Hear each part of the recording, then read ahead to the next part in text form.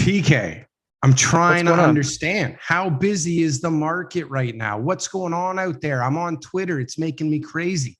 Some people are saying it's slowing down. Some people are saying it's not slowing down. Some people are saying if it's over. We had a week this week that was, oh my gosh.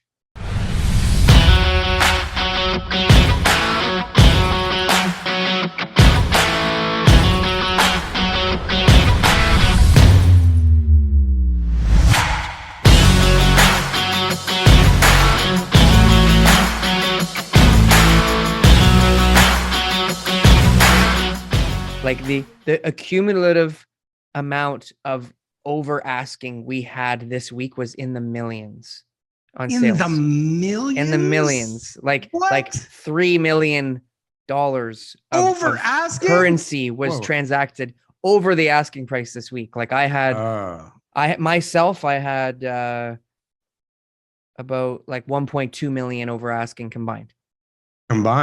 Yeah, one girl on our team had 680,000 over asking. Like we blew out the last sale by 400,000 or something like that. This over asking, throwing the last sale, throwing darts at the wall. It's an interesting way to buy a very big asset. Yeah, my biggest like jump. I had a really good one in Mississauga, but it was a good jump. Like it was probably maybe like 100 or 2.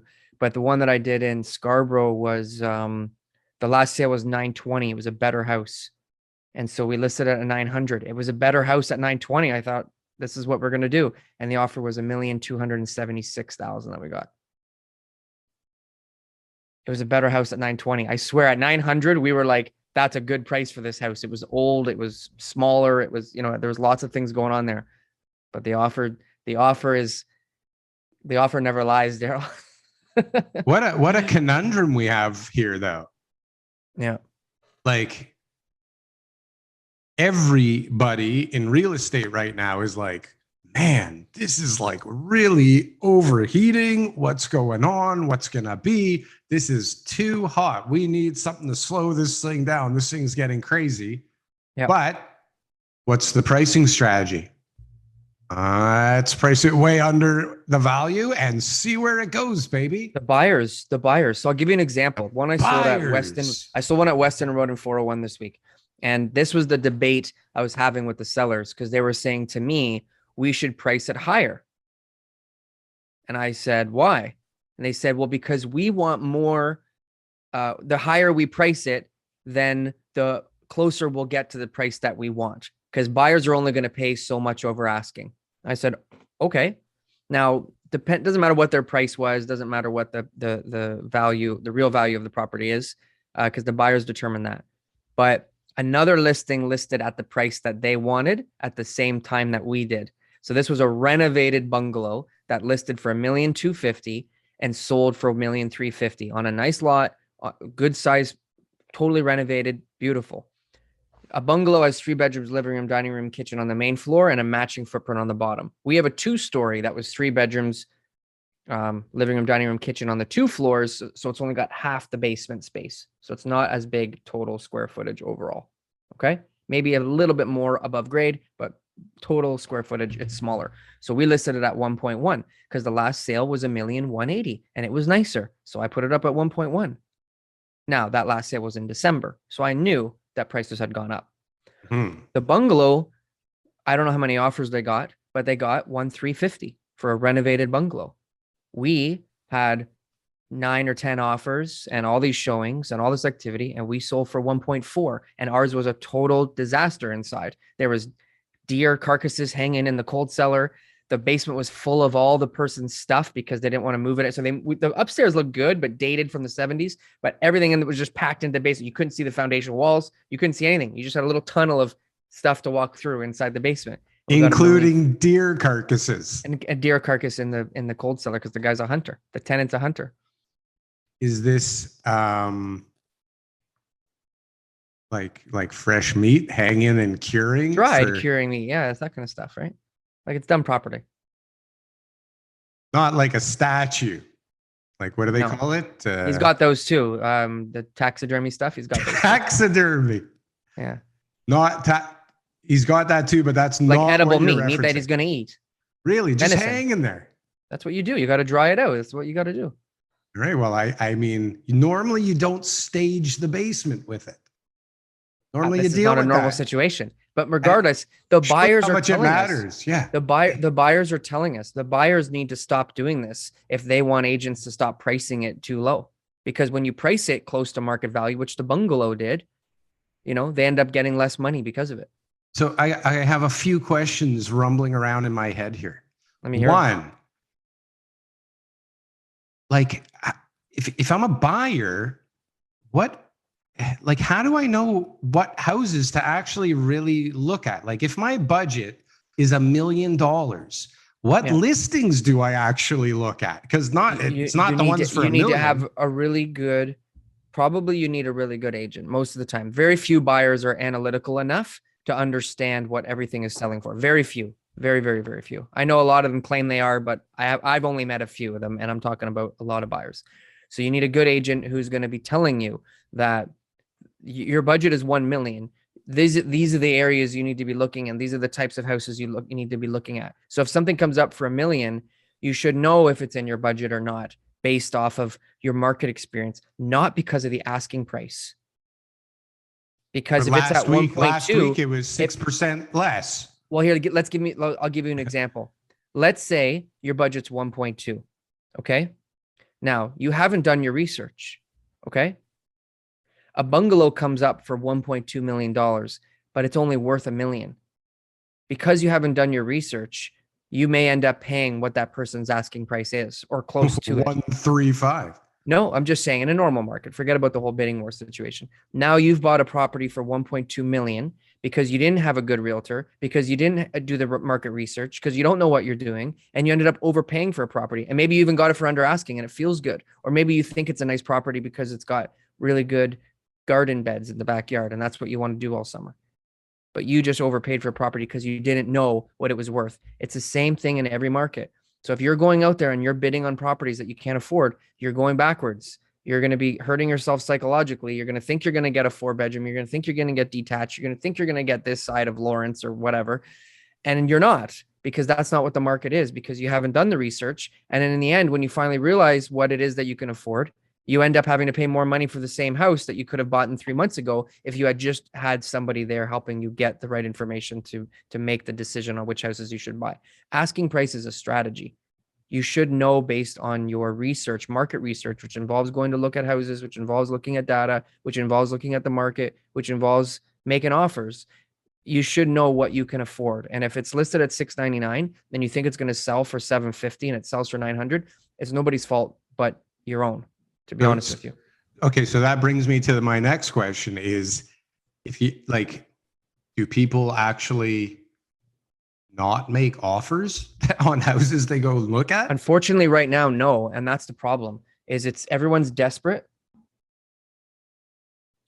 And I had a 26% offer rate on a property. Remember how Foch was telling us last week, 10%, 1 in 10? This week, I had a 26% offer rate.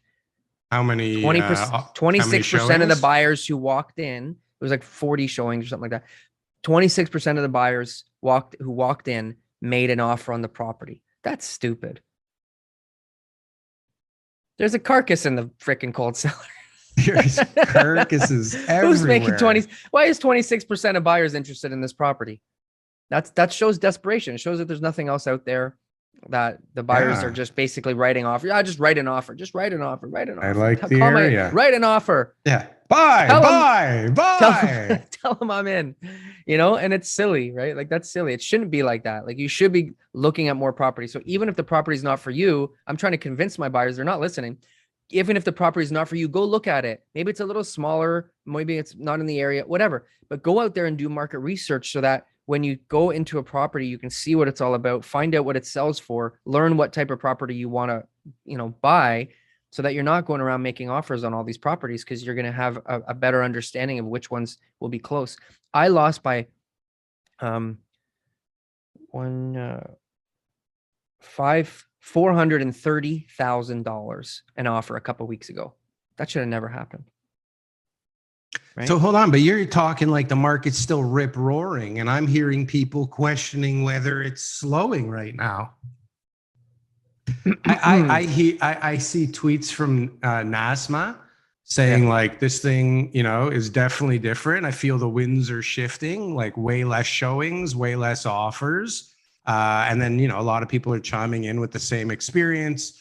I guess it depends where you're working. Maybe outskirts are slowing a little bit. We work between Northumberland to Hamilton to Barrie. Like we've got our finger on the pulse. The market's still good. These are all these listings I'm talking about. Mine are in Toronto, but other I can't understand why it wouldn't be good. Like, how could it not be good? Showings are a little bit slower. Things. Yeah. 26% of buyers are making offers.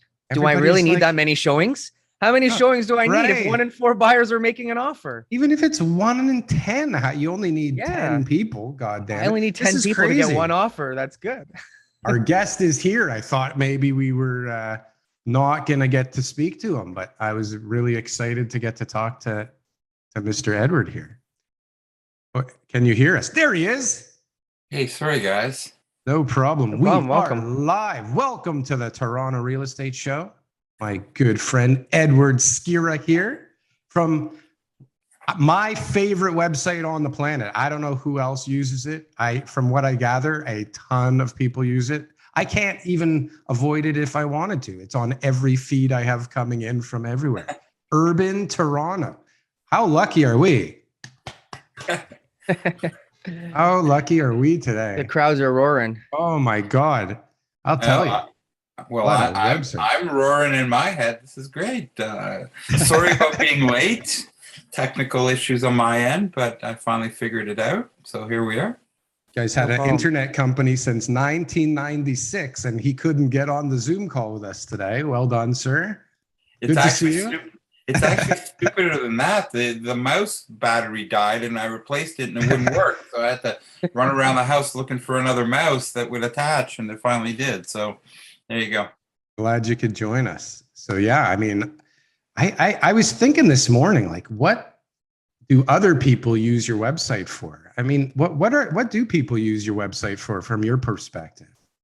So I do know that there are we've done reader surveys, and about a third of our audience is in the business of construction development and so forth. So they're brokers, they're architects, they're developers, they're suppliers.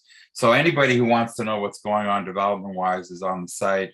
And then the rest are people who live in neighborhoods who are just interested in what's going on down the block, or are into architecture and development. They just want to know what's happening and they want to discuss it and that kind of thing. So we did almost 330,000 unique visitors in November. So we have a very strong community, 2 million page views, over 2 million, but around that in November. So, we have a strong base, and it's all organic in the sense that we've never spent any time trying to actually drive traffic. They just showed up on their own, and you Google any project in the city and our name shows up pretty quickly. So yeah, it's the way you want it.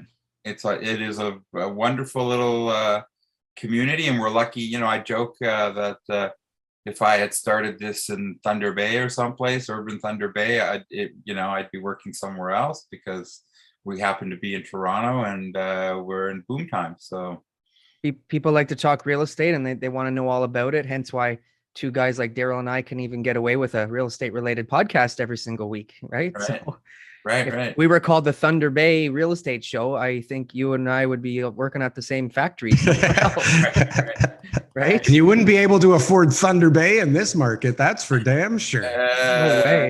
No way. I mean, oh my God. So when we started in 2002, we just started off as a discussion forum, and if there was a 20-story proposal, people were through the moon. It was phenomenal, because the 90s were not a good time for development in Toronto, and even in the early 2000s, it was just beginning. Like in a good way to the moon? They were happy about. Oh, they were totally happy, because there was nothing going on, or very little going on.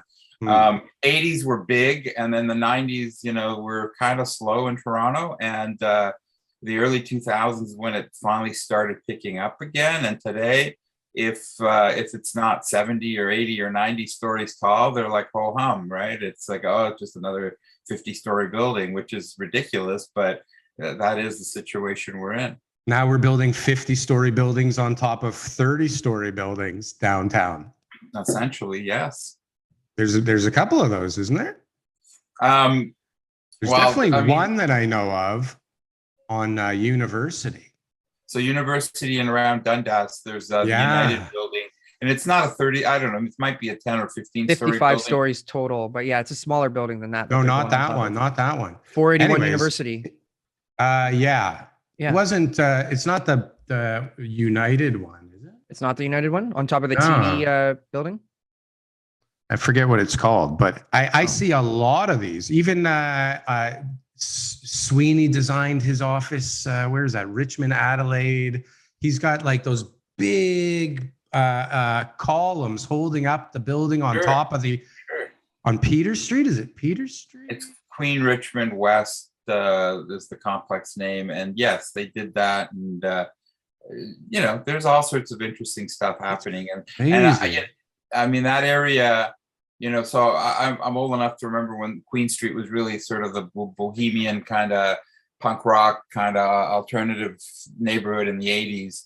And there were just parking lots everywhere. And the garment industry had been decimated by free trade. And so all those old buildings were empty. And I had all sorts of friends that lived in those places and the rent was nothing. And today, there are no parking lots left, or very few. And all those buildings have been renovated and condos on every corner. The entertainment district really isn't even in the entertainment district anymore. It's Condo City. And it's just fascinating. And, how that neighborhood has changed and all sides of it, so it's growing rapidly. Do you remember when you first started the threads, like how much was the price per square foot in downtown Toronto? I don't remember what the price per square foot was, but I do remember the first tower of City Place, which was right at the corner of the round building, one of the round buildings at Front and Peter, is it? And or Blue Jay Way maybe, which is the same, I guess. They started at $99,000. Oh my God! It's like Front and Peter. 10-minute, 5-minute walk to Bay and King, you could get something for under $100,000. What?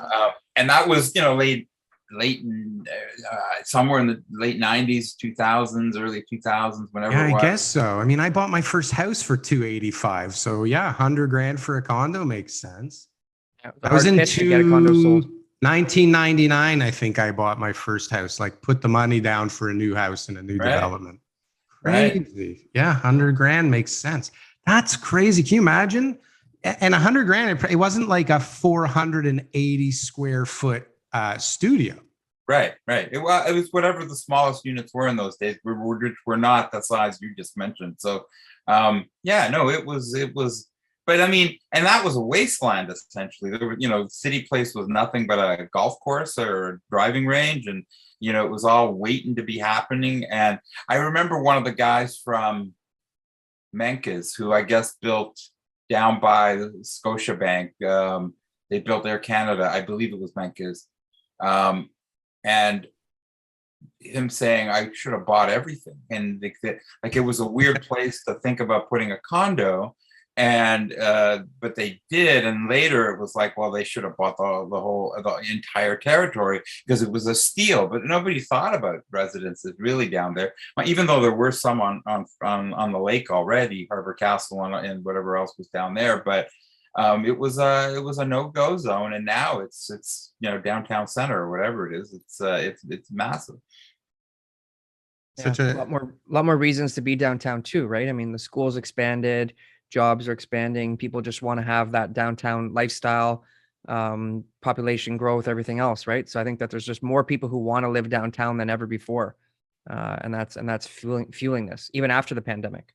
So I grew up in Willowdale, and I fled downtown as quickly as I could, and we had a condo near Market Square, or it was Market Square, right just across from St. Lawrence Market, and it was quiet down there for the most part. There wasn't a single bank. past Church Street towards the DVP and maybe south of Regent Park to the lake. Nothing. And now you go down there and there's 3 grocery stores and there's 20 bank branches and the distillery was empty and all of that area was like really nothing. And like a King and Sherbourne, that's where my office was. Queen and Sherbourne was my office. And now they're putting a subway station there soon. So it's a world of change, certainly. Yeah. And that new great golf project that's in the old Quayside place. What's going on with that?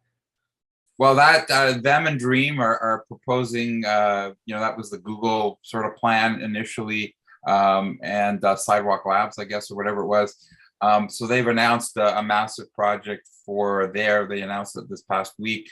I mean, it's going to take a while to get it approved and all the rest, but they've hired some really funky architects and it could be stunning. I mean, there's a lot of wood build there as well as part of the project. And, in 5-10 years, that'll be amazing if it's done. They're saying it's supposed to be all electric.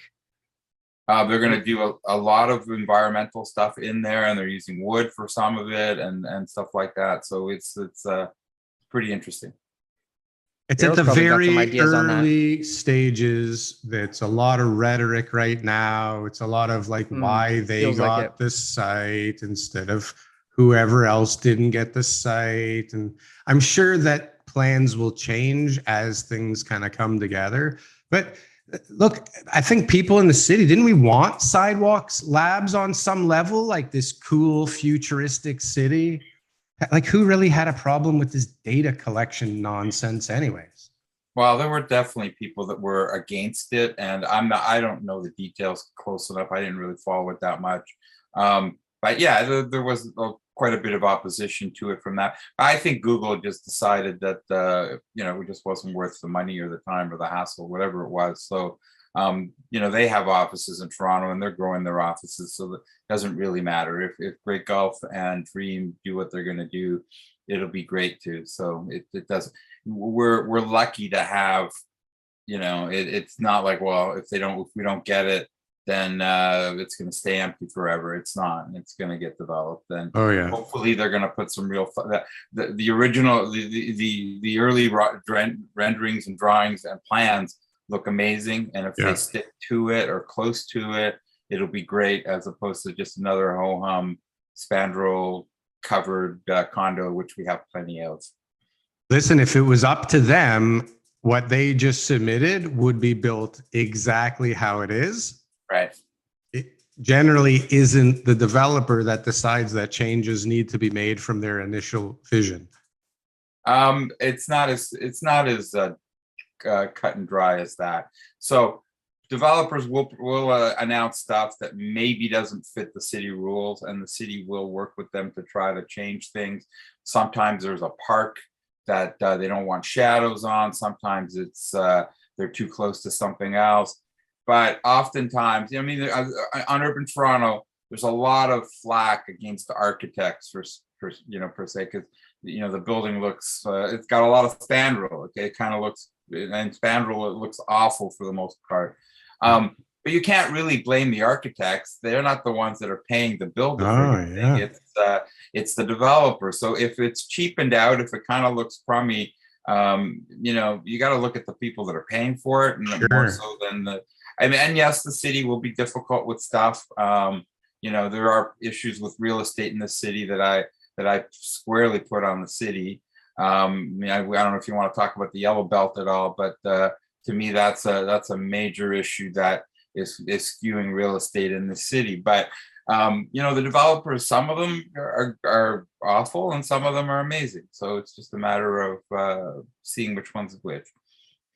So talk to me about the Yellow Belt. What do you want to say about that?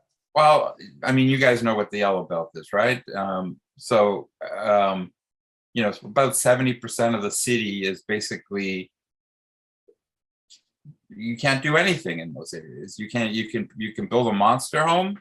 You can build a 4,000 square foot monster home that has 2 people living in it, but you can't build a triplex with 6 people living in it because it's not zoned for that. And when you have a housing crisis and you have people trying to live somewhere, and you have 70% of the land in the city frozen in time where you can't do anything, I mean, that's gotta hurt. So either you can build a 50-story condo, or you can build a 2-story monster home that really has only a few people. I see it in my neighborhood, and you really should allow.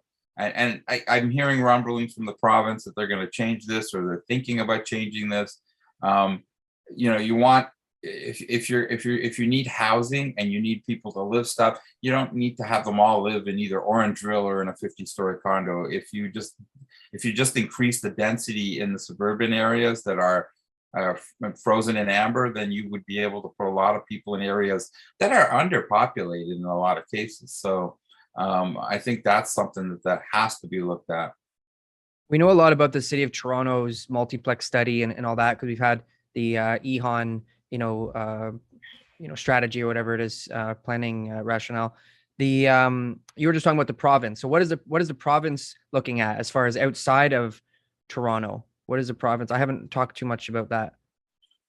Well, the province is clearly pro development, and so they're doing all sorts of things. They're chipping away at the green belt in some ways. In some places, they're pulling power from municipalities on sort of an ad hoc basis when they decide that a certain plot of land needs to be built up, and the city might be holding back, and they have the ability to override what the local municipality has to say.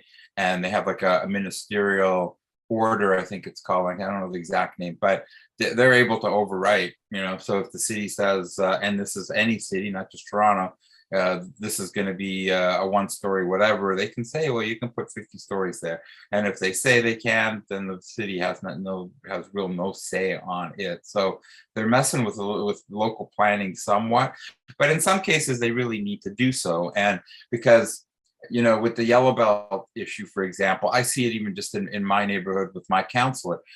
You get 100 people in a room with him, and they're all single family dwellers, and they all don't want any change. He's going to have a hard time kind of pushing change into the neighborhood where his voters are.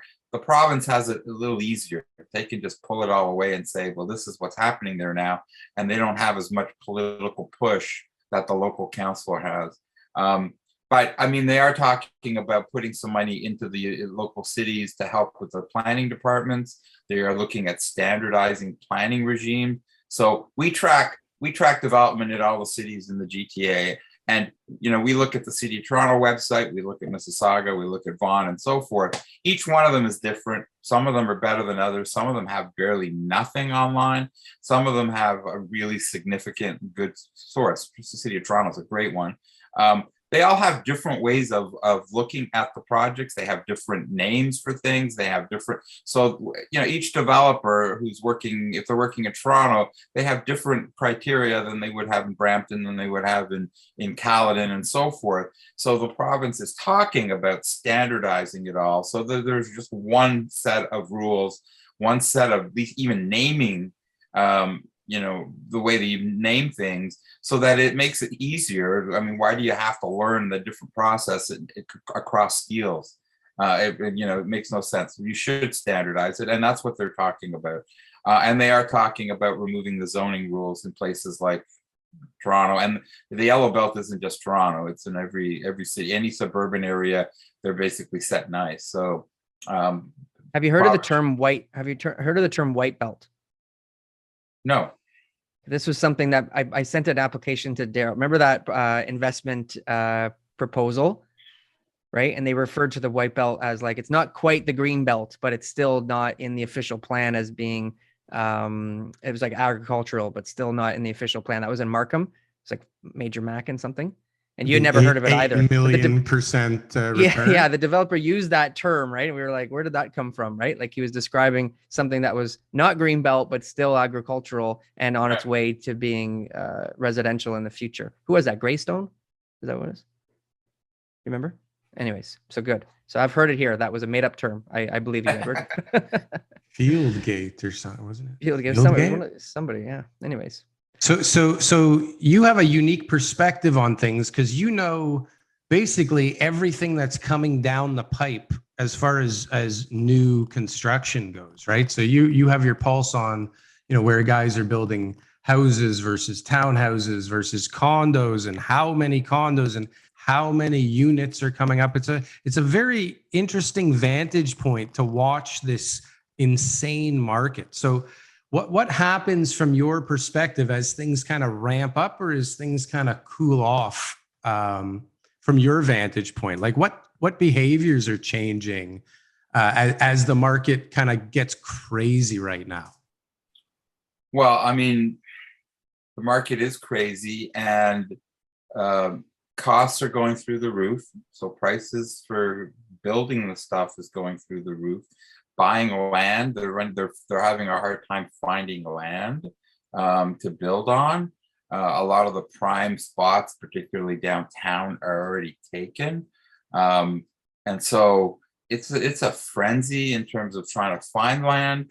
And then when they start building, they're having problems with workers. They don't have enough, and they don't have enough supplies. And part of the supply issue is the pandemic, and the same reason why they're having problems putting groceries in stores and stuff like that.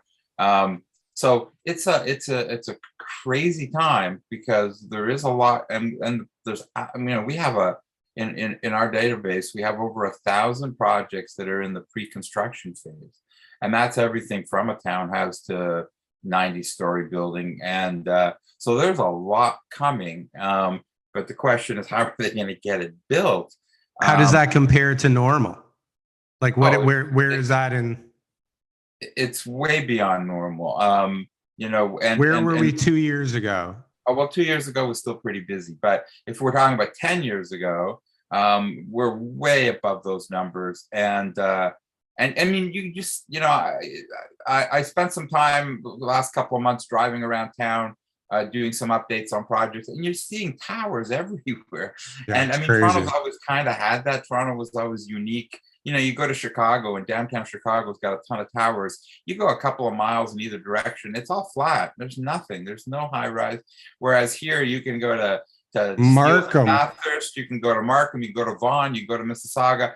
Towers everywhere, and more coming. So Yonge and Steeles, have you, like, the amount of applications at Yonge and Steeles in the last 4 months is insane. So I grew up at Yonge and Steeles. That's where I lived, near Goulding Park, when I was a kid, up until I was in high school.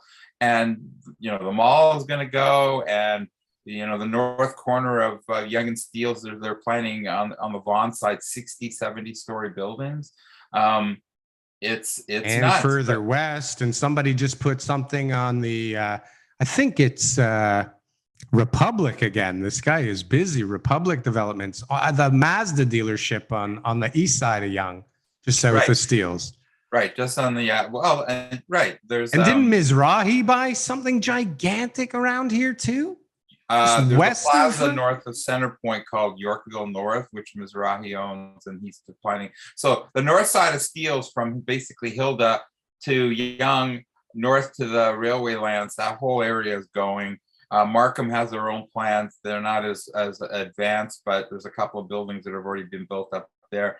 And south of Steeles, the mall is going to have something like 10,000 units when it's all built out.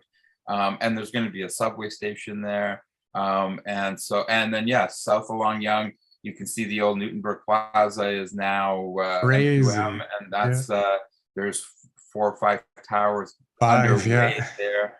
And across the street, they're starting. I mean, it's the old Kane Funeral Home was torn down last year, and there's Cerbera's building there, and there's a whack of proposals which is really now like a little Tehran, or a little Iran, or whatever you want to call it.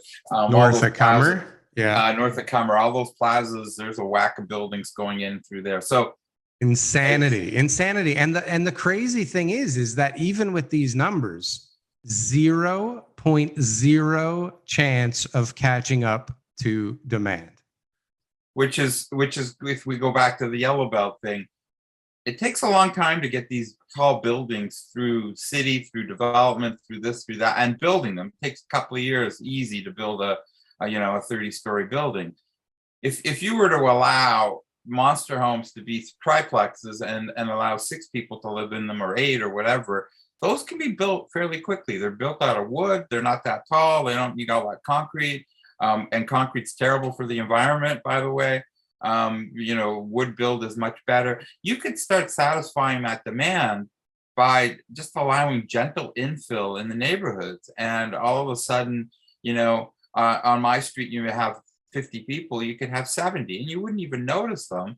And you do that block by block across the city, you could have, hundreds of thousands of new units built fairly quickly to sop up some of that demand. Now we're talking about supply and demand. I kind of want to hear your opinion on this because this is in the news recently, right? Everyone's talking the supply issue, but yet we've got record housing starts. I think Ontario had 100,000 housing starts in 2021, and now it's projected to go down to 77,000. Do you ever feel like we're overbuilding? Do you ever feel like, hey, this is a lot, and you've got all the records and data to prove that we're building at unprecedented rates? Or is that ever a concern for you? No, because the government of Canada is allowing upwards of 400 to 450,000 new immigrants a year into this country. Of that, let's say half are coming to Ontario, of which most of them, somewhere between 100 and 150,000 people, are settling in Toronto and in surrounding areas. You're talking about additional demand of 150,000 people a year. And so 77,000 units is not going to help 150,000 people. So there's a lot more. The population's growing. We just crossed something like 6 million. We're supposed to be at 9 million in about 25 years. That's another 3 million people that got to live somewhere. So we're not keeping up with demand at all. Now, immigration, though, just again to give some opposite sides of the talk here.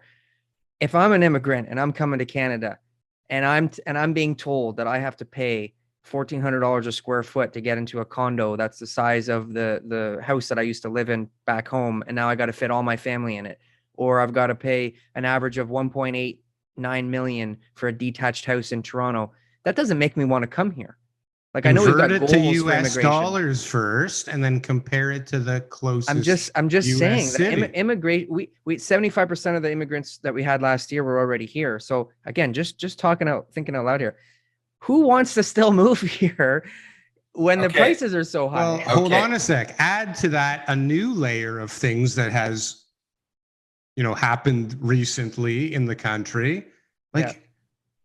Is immigration going to keep up the same pace now? Are people going, wow, I want to go move there like right now? I don't know. That place looks pretty interesting to live in right now. Yeah. So let's look at it from a different perspective. Okay. So we got you here. So these people are coming from Asia, coming from China. They're coming from India. They're coming from all sorts of places across the world where there is political instability, where there is really poverty.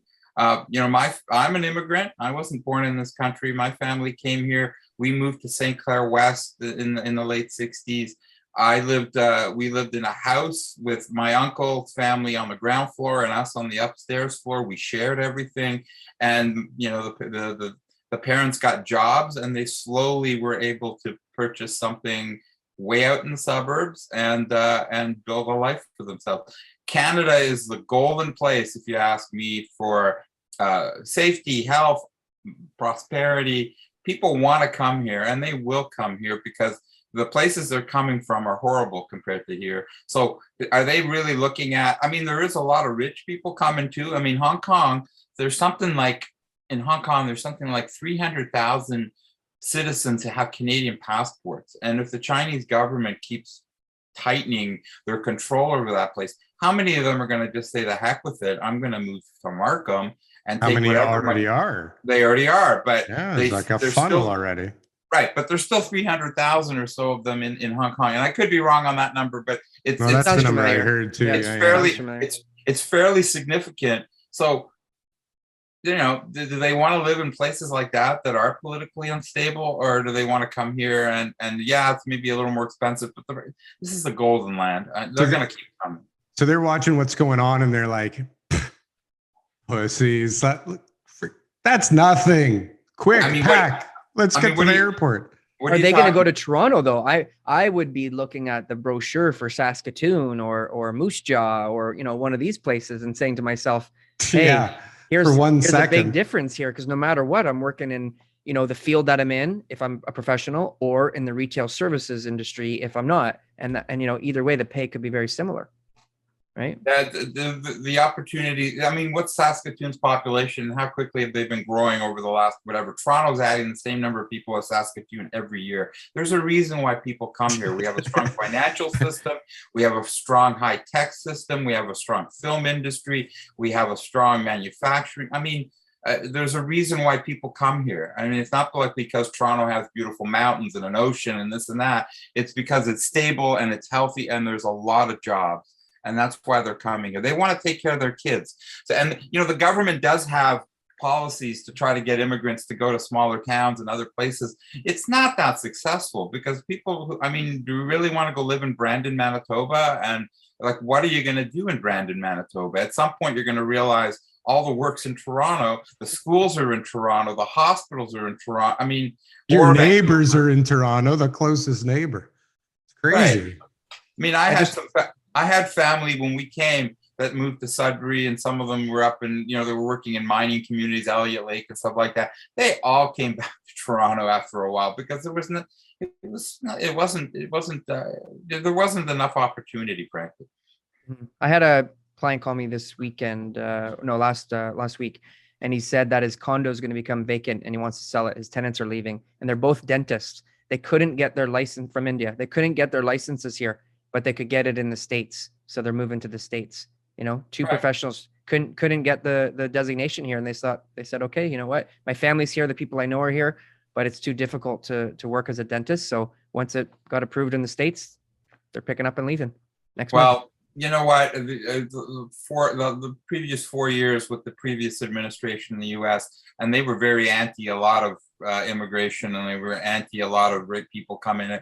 People started coming to Toronto, and tech companies were opening offices in Toronto or in Vancouver to bring those people in because they could not get their visas to get into the United States because of that. So, there are always going to be cases of people who will move to the U.S., but I think we're getting a lot more coming the other way, frankly. But anyways. Okay, so we've heard it here first. We're not overbuilding. It's safe to say, but also all these projects, realistically, these projects that are all under application right now are many, many, many years away.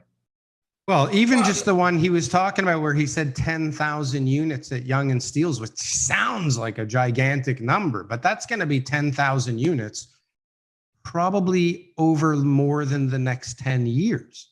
Yeah, of course. Right. Mm-hmm. So that's nothing. Right. Mm-hmm. That's an average of 1,000 a year. And those won't even come online for probably 2 years before they're for sale. Right. Well, Centerpoint was just announced, and yes, they're gonna spend 2 years with the city and whoever else to try to figure out. Like, they did rough drawings of it, and it's gonna take a while to figure out exactly. But 2, 3, 4 years, I'm sure you're gonna see some construction starting. And yes, within 10 years, you could conceivably have that whole thing built out. Maybe 15. It really depends. But if we took in this magical fairyland, where if we took every single application that was in, and somehow we had the capacity to build it all, and we could just go instantly with all of it, I don't think we would meet demand. Yeah, we probably would, but that would be. How many units are there in the pipeline? Like, I don't have the number in front of me, but it's many, many, many hundreds of thousands of units. I mean, there is a lot in the pipeline. So it's just a question of how long does it take to go through the pipeline, and then you're ready to start, but you don't have enough workers, and there's other issues. But the developers are definitely capitalizing on this. They see it. It's not like we have a problem with ideas and stuff. It's just a matter. It takes time to build it, and if you are trying to build 50,000 units a year and you can only build 40 because you don't have enough cement, then you have to deal with that, or you don't have enough concrete workers or whatever it is. And the worker thing. It's not just demand. It's a lot of those older guys that came in the 60s and 70s, the old Italian and Portuguese guys who are retiring, and kids today. I don't know anybody in my peer group that says I want my kid to be a bricklayer. Everybody wants them to go to university and become a whatever, and they're coming out with degrees that are, some of them are getting good jobs, and some of them are like have a degree and they're working in, doing very little, considering their education. It's tough because those jobs pay really well, but they're hard work. And there's construction workers probably out there right now, and it's minus whatever, and then but they get paid well. But we need more of those. How many guys are building houses who started in the trades, right? And now they're running major construction operations, right? Where they're building houses and getting into development, and yeah, they all started. If you look at the big developers in Toronto, certainly the old school ones, the Tridels, that's how they started. Yeah. Conservatory Group started like that. Menka started like that. I mean, there's lots of them. Yeah. What about the rental building? So the rental report came out. I see like rentals in condos are like the vacancies half of what it is in the purpose-built rentals. Rents are almost double, or 70% more. Are we seeing more purpose-built rentals? And I know that's because it's mostly older stock, but are we seeing a lot more purpose-built rentals now being applied for? Has that been a shift? Yes, certainly in the last 5 years, there's a lot more of it. Rent controls were changed, so that certainly helped. I mean, I think they removed the rent controls on newer buildings, and people are definitely investing quite a bit in purpose-built new rental, and it's all over the place. So yes, that's becoming much more of a significant source of residential for sure. And I'm noticing that a lot of the purpose-built rental are on sites, like giant sites that also have like retail and condo, or are you seeing a lot of like just towers on their own that are for rental coming up? You're seeing it across the board. One interesting situation, and if we want to talk about this neighborhood again, you go to Bathurst and Finch and north of Finch. There's on Antibes, there's a bunch of old rentals from the 60s or whatever. They're building infill. So these developers own these massive lots that have 2 towers on them, built in the 60s, let's say, with a lot of grass around them that nobody uses. And they realize that they can build on top of that. So they're inserting towers now into the properties they already own. And instead of having 1960s apartment towers, they will now be adding a third or a fourth or fifth, and even putting townhouses or whatever, and kind of urbanizing lots that were what we call on Urban Toronto towers in the park, which we kind of hate because there's a lot of just empty space. It's green, but it's fairly not used for anything. Whereas now it's infill, and it's happening across the board, everywhere across the city. And why not? You own the property, you already have your rental stream, now you can add to it, right? So that's definitely happening across the board. Yeah, and that is not affordable housing stock coming on. That is at market rents, right? So people assume, or people always want the developer to kind of pass on any savings that they get somewhere, but it's just never the case. A property owner, investor, a developer is not going to do that, right? Just like, right. No suppliers, like the people say transitory. None of these prices are coming down. Like cost of construction is never going to go back down to $250 a square foot, right? Right. People are not going to all of a sudden be, downtown Toronto won't be $1,200 a foot again. I mean, that I don't know, because there have been, we need to look back to history a little bit as well, because in the 1980s, there was a massive condo boom in Toronto, and there was a massive office boom also in Toronto, and people were saying the same thing. And the unit that I own downtown was built in '82, and I moved in like late '90s. I paid the same price. I paid more than the original sale price, but I paid less than the guy who owned it before me paid for it, because they bought it in, let's say, 88, 89. They bought it at the top of the market. And 10 years later, I bought it for less. So we should not forget that things can go down. And because it's nuts and crazy, if this inflation really starts to become a real problem, and they have to really knock the interest rates up, you're going to see a collapse in this market. depending on how high the interest rates go. In the time that since I bought my condo at Market Square, interest rates have been low the whole friggin' time. But I know my father-in-law always used to talk to me about buying his house and having to refinance in 1980, and the interest rates were 19% or 20%.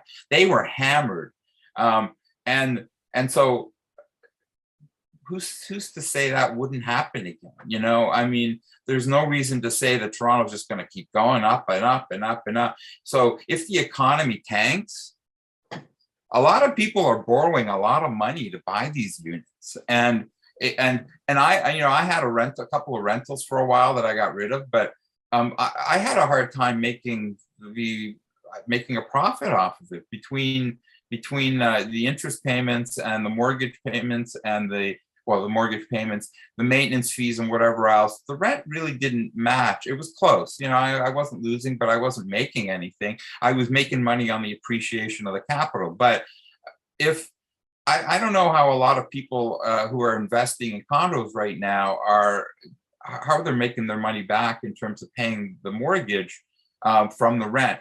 And if interest rates go up from 2% to 5, 7, they can. That's the same thing as 14% on a $200,000 loan that your father-in-law and everybody else was paying in the 80s, right? Like the amount of debt that people have.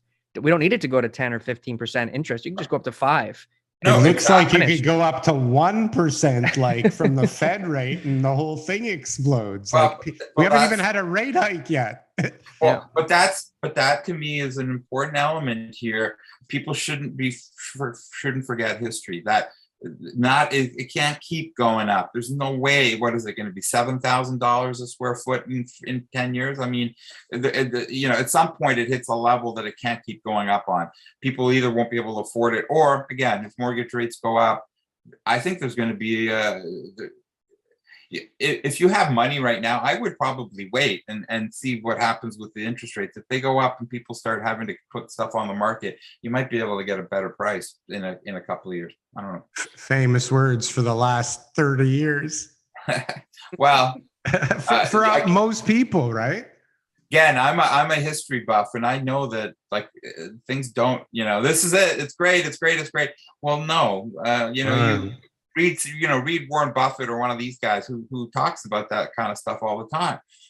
Just because everybody's diving in now, maybe it's not the time to dive in. Maybe it's the time to pull back. But then I don't know. I mean, I'm sure there are people I know people who sold their houses, 5 years ago and said, we're going to rent for a while and wait for it to come down. And they were burned on that. So yeah, it's a tough call to make. I don't think anybody can make that call without the emotions of that, decision, which is fear of missing out. And it's a different decision when you're deciding to rent and wait it out. It's a very different decision when the prices are going up 3 to 7% a year than when they're going up 20%, 30% in the last 2 years, right? Yeah. Like all of a sudden it's like what the hell just happened?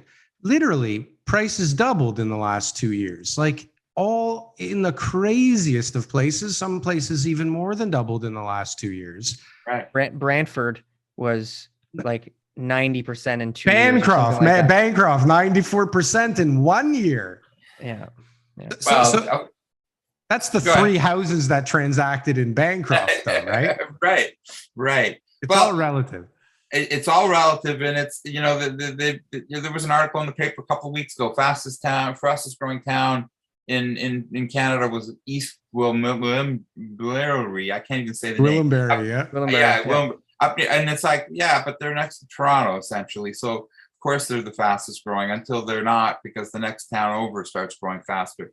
In 2017, Durham. They crashed the hardest. In 2017, when the market went up, East Gwillimbury got all the attention, and they had like a 30-something% decrease in 2 years because of that, right? That inflated price that the urban sprawl had on it, right? Right. I mean, again, when I bought my condo downtown in '97, there were all sorts of sites in the east side of downtown that had started in the '90s or in the '80s, and they made it to parking level, to street level, and they stopped. and they went bankrupt, or they couldn't sell what was above. And those sites have been empty for 10 years, 15 years. Now they're all developed now, but they started and stopped. And that there's no reason why that wouldn't happen again. And it will happen again. And I'm not saying anytime soon, but it can certainly happen. Didn't it just happen? Didn't we just watch that happen at Crestford? Well, no, Crestford was a whole different story. They were playing with, and I don't know exactly what happened, but they were playing with their numbers internally. And yes, they went bankrupt, but all those towers are being completed. So but didn't they have one built? Didn't somebody buy one that was already up? They had 2 or 3 that were under construction and fairly well done, and they were all sold off in the bankruptcy procedures. Construction really never stopped on any of them. The trustees or whoever, the bankruptcy guys, took over and kept paying the bills, and then they were sold off to other developers, and they are all being finished. There's a massive hole in Yorkville. That was the last property that they had, which was sold finally to Pemberton, and they're going to be building something massive there. So, Crestford was not an economic thing. It was a self-inflicted, something was going on within them that caused them to collapse. I remember looking at all their deals when they were buying them, and me and our mutual friend would look at it and go, something is wrong here. Right. Like, they're paying way too much for this land. Right. I don't understand. There was like Kingset would buy a piece of land, they would develop it and flip it over to Crestford, like once it was zoned, for some crazy number, over and over and over again. And I remember just turning to him and going like, paying too much for all this land, like something weird's going on here. Right. Well, there was a few things that went on there, but so from like the forum perspective, when things like that happen, like what happens in your forums? Is it like an all-out witch hunt? Does it get crazy? Do people get nutty in the chats there? They certainly can, and we moderate to make sure it doesn't go overboard. But I mean, you have in the forum, you have people that are knowledgeable, who are in the business somehow. I don't know most of the forum. I know very few of the forum members personally. They all use handles, and I can't tell who they are, but you can tell the ones that have some sort of connection or know what's going on. And then you have the ones that are just naive kind of fans, and they're just saying stuff without really knowing what's what. So the Crestford thing was very interesting. There was a lot of commentary on what had happened, and we did get, like, there are forum members that did some digging and pulled documents from like the legal side of things, the filings and stuff. So we were able to see a lot of the details, and so there were disgruntled employees at Crestford who were stating that they were doing this, and this, and the owners were saying otherwise, and that was all going to be resolved in court. But we definitely had the information. We have that, across the board. There's some issues with the one right now well, not even so much the one, but the money behind the one. There's some issues with some finance company that has worked with Mizrahi on some stuff. And I'm not saying that Mizrahi has any issues here, but there's talk, and then all of a sudden people will flip out about stuff when they don't really know what they're talking about. But we try to inform people, and they learn over time what's kind of how things work. And because you'll get people jump on and say, well, this building sucks, and it's too big, and it's too big, and it's too big, and it's like a 10-story building, and you find out that there's 5 or 6 people who live on the street next door or down the block, and they're out, it's like the barbarians are at the gate, and their neighborhood's being threatened because they're building a condo down the block. And so they don't want change. A lot of people don't want change, and so they'll come on and freak out. And most forum members we're pretty much pro-growth. We are very pro-growth, in fact. And so we have interesting discussions with people who are anti-everything, and you get a lot of those. So Urban Toronto is a YIMBY swinging website, not a NIMBY swinging website. Oh, very much so. Yes. Very YIMBY. And what about the populace on the website? Is that closer to even, or is it more of the Yimby variety? No, we're the people who come to the forum know that it's we're interested in the development for sure, and we want good development. There's a lot of criticism about architecture. There is a lot of criticism about developers that cheapen out, and there certainly are developers that cheapen out and just put out whatever is cheapest, and it looks terrible, and we got to live with it in terms of looking at it while they build it and leave. But no, we're Urban Toronto is very much a site that is for development. Absolutely. What's the trend on canceled projects over the last couple of years? Are we seeing increase, decrease? How's that going? Well, there was a few a couple of years ago. There hasn't been much now recently. And I know there was some issues where, they started selling the properties at a certain price, but the construction costs were going up and they were not going to be able to make their money. And so they were canceled and then they were restarted. It's kind of unfair. I mean, it's very unfair, frankly. If you sign a contract to buy it, they should commit to it. But contracts are contracts, and I guess they have a way to get out of it. And it is what it is. You would think they would be on the rise because of that, right? Like you'd think the projects that just wait, they're coming. Like a couple of years ago, and now these developers are looking at the bills to build, and they're going, "Oh, they don't have their permits yet. They don't know what the costs of construction are yet. So a lot of them are going to come. I have a feeling a lot of people who sold 3 years ago, like the sale prices in 3 years went crazy bonkers, and the construction costs crazy bonkers, but they didn't get the benefit of the sales going up. Now, most of them hold on to 35% of the units, and they can get, a lot more for them, but a lot of them hold on to the bigger ones too. Right. So you're holding on to the most expensive inventory waiting. It's like, I don't know. I got a feeling that there's going to be quite a few projects that get canceled soon, but what a great conversation. I think I could keep talking to you for like 6 hours about this kind of stuff.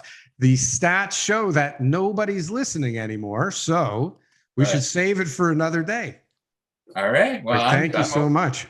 Yeah, for our audience sake, Edward, could you just kind of give us a little bit of a plug here where they can find you and your website and everything like that for all the listeners? Right. So Urban Toronto, urbantoront.ca, and we have a forum. We do news stories. We have a database. We have a bunch of services, and you should just come to urbantoronto.ca and check it out. There it is, right there. There's the news stories. As I mentioned earlier, about 300,000 unique visitors every month, but 2 million page views every month. And we've launched a new service called Urban Toronto Pro that allows people to actually track all the development across the city, across the GTA, in fact, because we are not just Toronto, even though we're called Urban Toronto. We're basically tracking everything from Burlington to Oshawa to Newmarket currently. And we are actually expanding. We're going to be doing, by the end of the summer, an arc from Barrie to Kitchener-Waterloo to Niagara Falls, and all the way over to Oshawa. So everything in that area is going to be on Urban Toronto, and it's all good. Look at the well. Isn't this crazy? It's phenomenal. Phenomenal. And that first building with the X's, that's an office tower, and then the rest are Tridel condos.